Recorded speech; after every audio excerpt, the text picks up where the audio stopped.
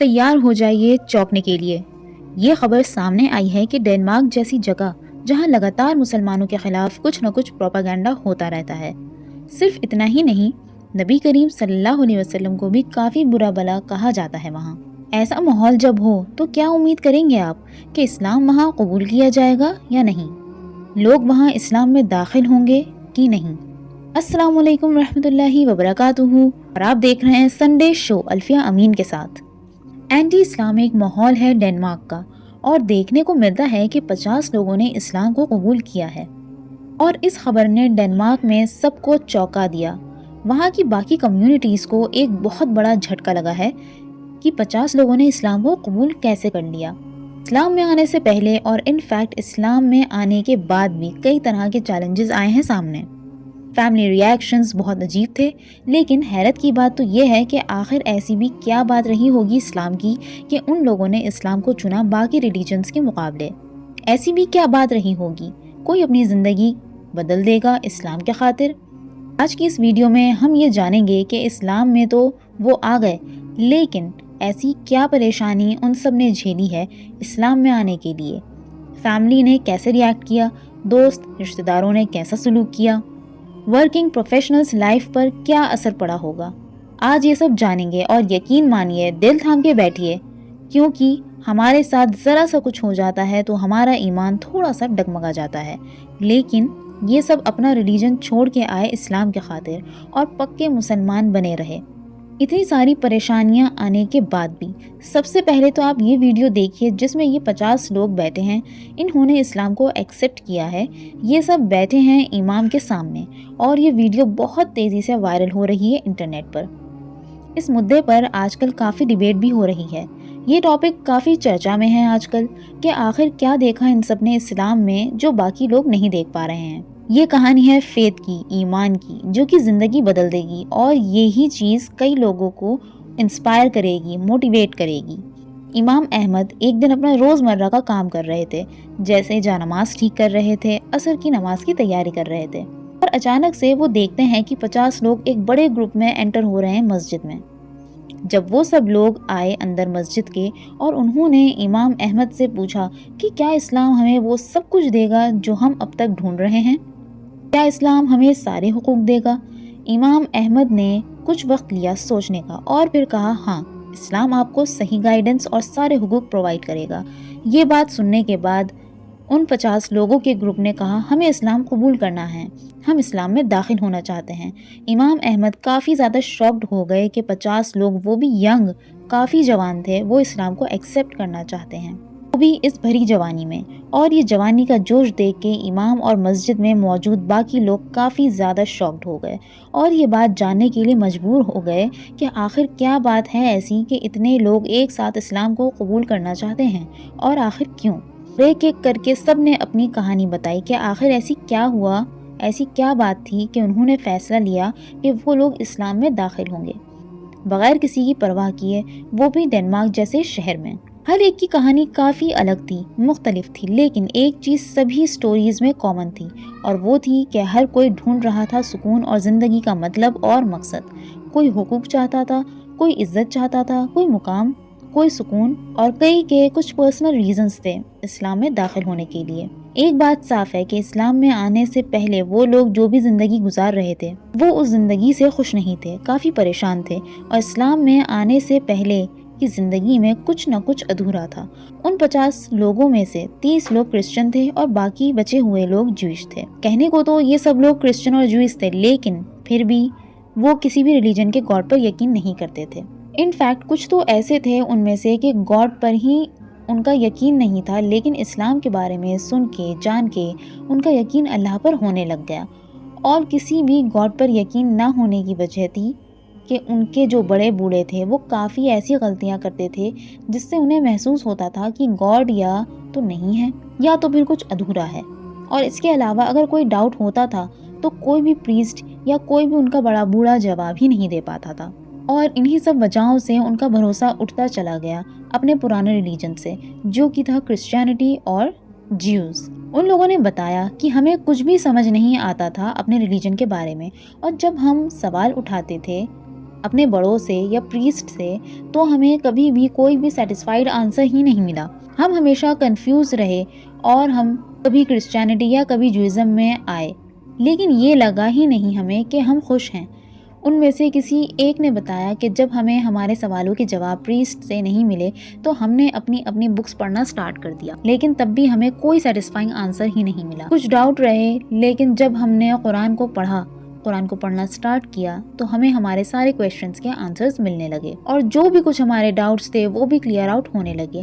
اور وہیں سے لگا کہ اسلام میں کچھ تو بات ہے، اللہ کوئی تو ہے.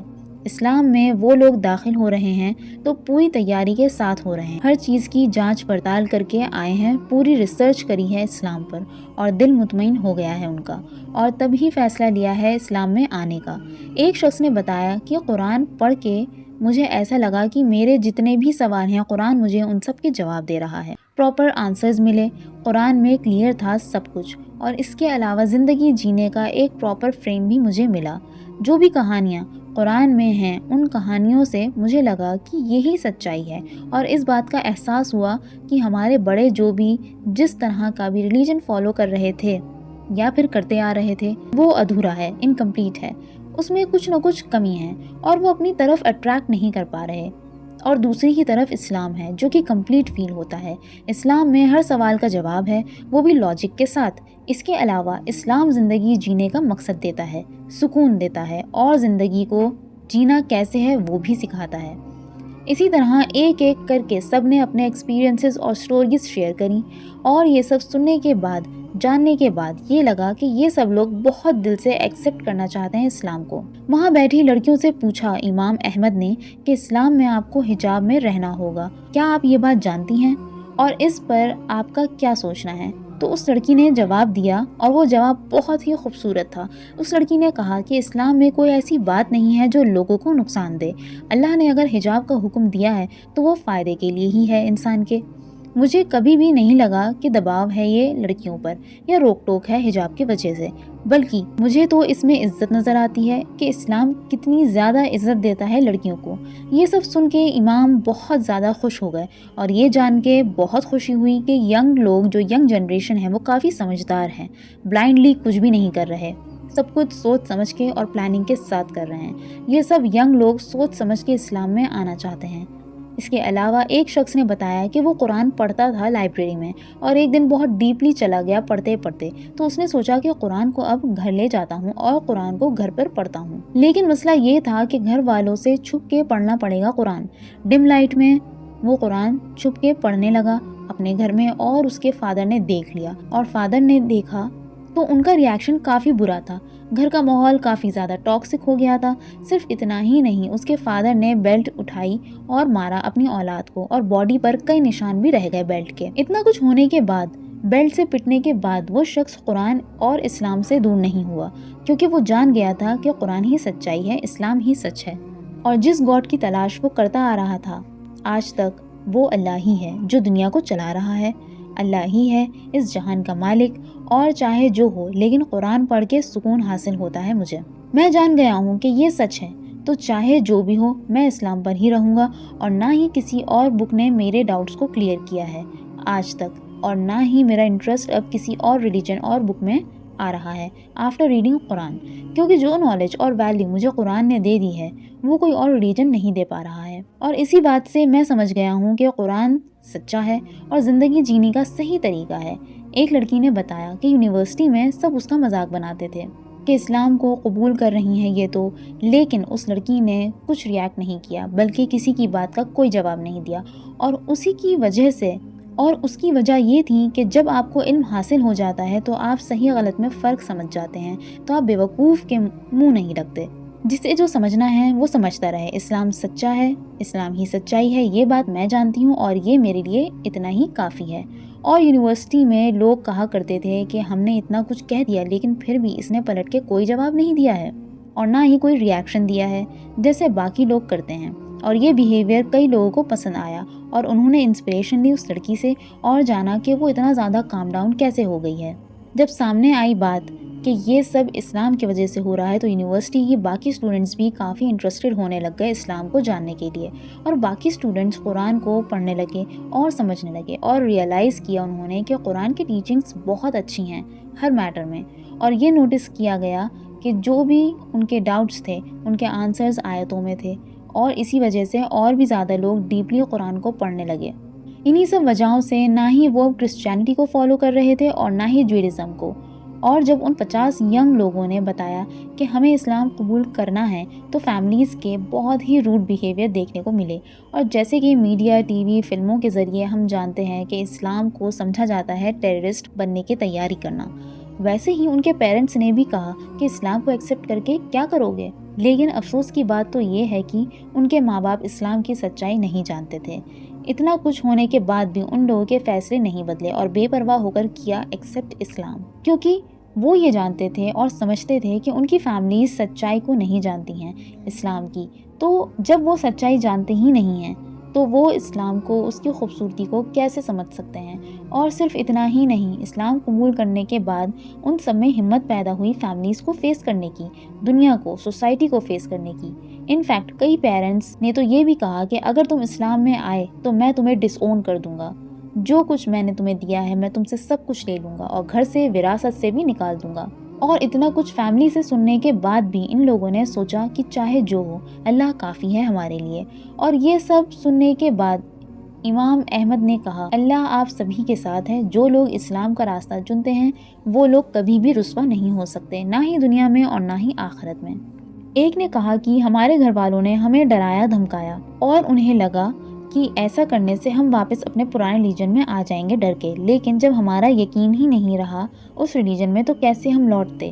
یہ سب جان کے، سن کے امام احمد کی آنکھیں بھر آئیں اور انہوں نے سب کو کلمہ پڑھوایا اور ساتھ ساتھ بیسک فنڈامنٹلز، رولز، ریگولیشنز بھی بتائے اسلام کے بارے میں۔ شہادہ لینے کے بعد وہ سب مسجد سے چلے گئے لیکن اپنی چھاپ چھوڑ گئے۔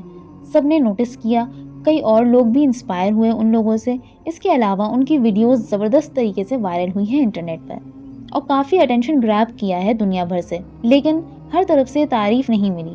کچھ نے کی تعریف تو کچھ نے کیا نیگیٹو کامنٹ۔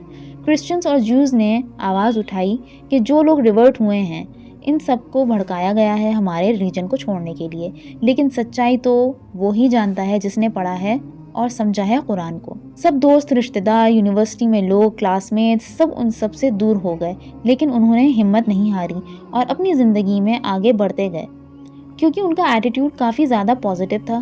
جب لوگوں نے انہیں چھوڑا تو انہوں نے مایوس ہونے کے بجائے یہ سوچا کہ اللہ نے ایسے لوگوں کو خود ہی ہماری زندگیوں سے دور کر دیا ہے جو لوگ ہمیں کسی بھی موڑ پر مس گائیڈ کر سکتے تھے، ہمیں ہمارے مقصد میں بھٹکا سکتے تھے۔ اور جب ایسے لوگوں سے دوری ہوئی تو ایسا اسباب بنے کہ جو لوگ اسلام میں تھے، آلریڈی مسلم تھے یا ان کا ایمان بہت زیادہ ہائی تھا، ان سے ہمیں ملوایا، ان سے ہمارے تعلقات بنتے چلے گئے۔